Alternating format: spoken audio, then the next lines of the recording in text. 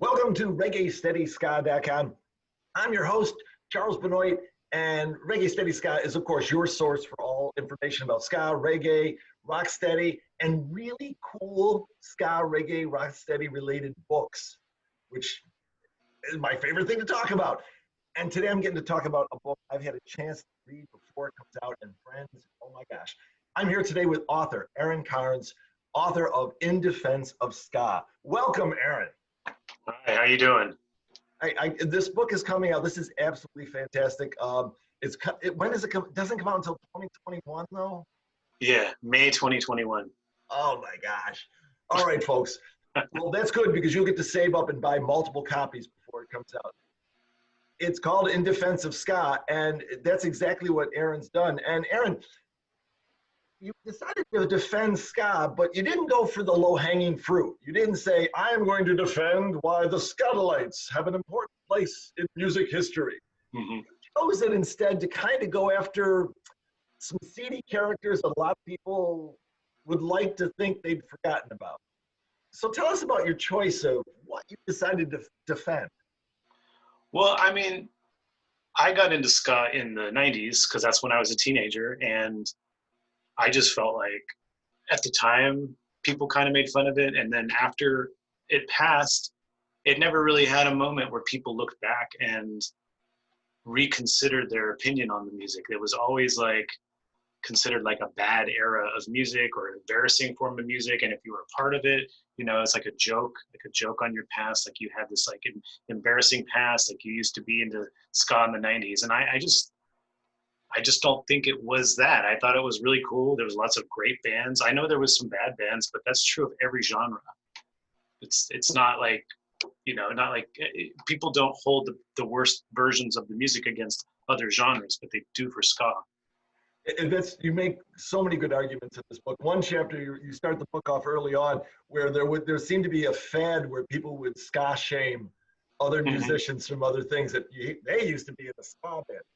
I thought the whole book is really well written, and it pulls you right along through, especially the scenes where you write about being at concerts. But you have a little first-hand knowledge of what it's like to be in a ska band.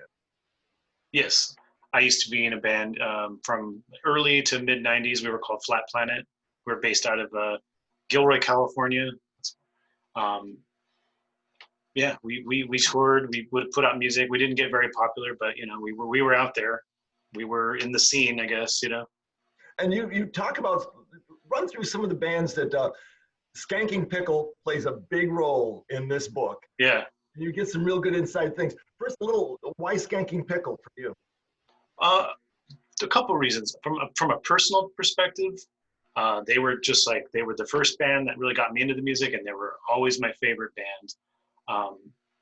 Also, I became friends with them, so I got to know the members. So there was more to talk about than simply like telling their story from a journalistic point of view. I could tell their story from both angles, from the journalistic point of view and the point of view of me being friends with them.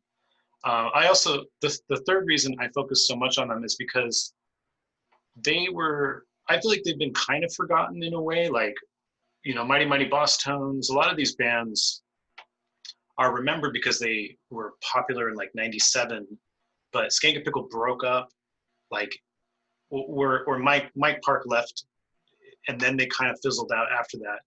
So they weren't as remembered as some of these other bands, but at the time they were one of the most influential bands, and they were one of the biggest bands. I mean, in 95, I feel like Mighty Mighty Boss Tones were probably like the only band drawing more people than them. I mean, they were like the top of the heap. And every single band that formed in the 90s, well, maybe not every band, but pretty much every band that formed in the early to mid 90s, Skankin Pickle was like the band. And I kind of, it's disappointing. It's my favorite band. I know every other ska musician from that era looks up to them, and they're kind of just sort of forgotten about. Well, I think you did a great service to them, and I guarantee that their Spotify hits are going to go up a lot. I know I was listening a lot more to it as well. The 90s were not an era. I came to ska in the two-tone time period, and then my interest went back toward the Skatalites. So reading about some of these bands gave me an opportunity to discover bands that I didn't know that are more on the ska punk side, which I, by ignorance, is vast in that area. So I got a chance, you list off all these fabulous bands. You do one chapter that I think should be required reading for a lot of people, and that is your masterful defense of Real Big Fish. Seriously, that was an F. Lee Bailey chapter for me. I feel like you explained why they were still relevant. Why did you feel it was necessary to defend Real Big Fish? I feel like of all bands from that era, like I feel like Real Big Fish get the most shit, even from ska fans, even from 90s ska fans. It's always like, I like ska, but Real Big Fish, they really, and I feel like a lot of people like kind of pin this sort of like they ruined ska, like they kind of put it all on them. And like the more and more I heard that, I kind of felt like it wasn't even really about like what anyone thinks of the band. I feel like they were just getting like an unfair like narrative that like, you know, on the other hand, they're like kind of one of the only bands that were consistently playing ska like from like 96 to like the present. And you know, they would draw all these kids who were like taking interest in ska in like 2006. You know, who was there to go see live? Real Big Fish. So they were definitely an entry point for all these years. And the other thing is like, they're super nice guys. Like Aaron Barrett is like one of the nicest guys. He was super accommodating. He's very helpful in this project. He's a good songwriter. And I also feel like they weren't nearly as goofy and silly as people make them out to be. I mean, they're really more like kind of a depressing band, but done to like really fun music. Like, I mean, the lyrics are just dark and pretty emo, really.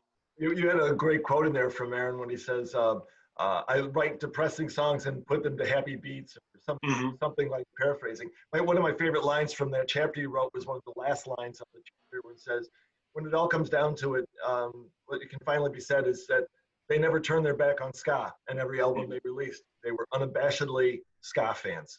Yeah. Again, you're writing you probably could convince me of just about anything. So really good job. Hey, let's talk about where, I know the book doesn't come out until May, but people are going to want to read an excerpt now. They want to see what they're getting into, and they want to pre-order. I know they want to pre-order.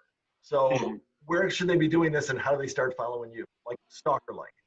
So you could pre-order the book right now directly from my publisher. That's clashbooks.com.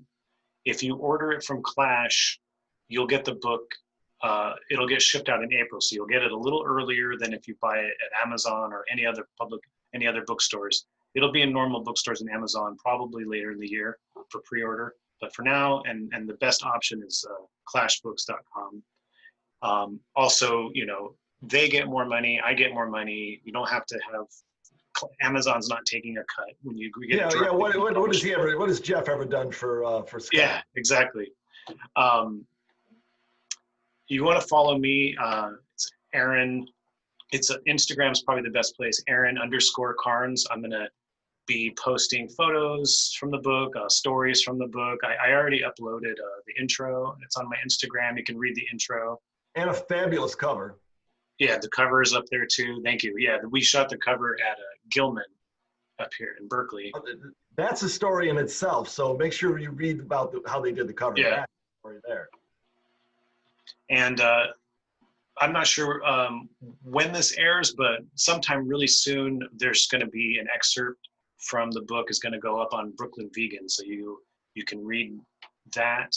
There'll be like, I don't know if it'll be a full chapter or part of a chapter, but that'll be up so you can still have, there's more that you can sample for the book coming soon. If I can just rub it in one more time, I've had a chance to read the whole book and I loved it. So you're going to want to order this book, and you're going to want to start following Aaron everywhere he goes, because his posts are interesting and the book is fabulous and the writing is just top notch.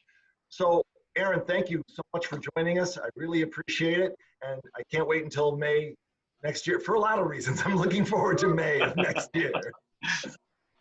Friends, thank you again for joining us. I'll see you again here real soon. I'm Charles Benoit. This is ReggaeSteadySka.com.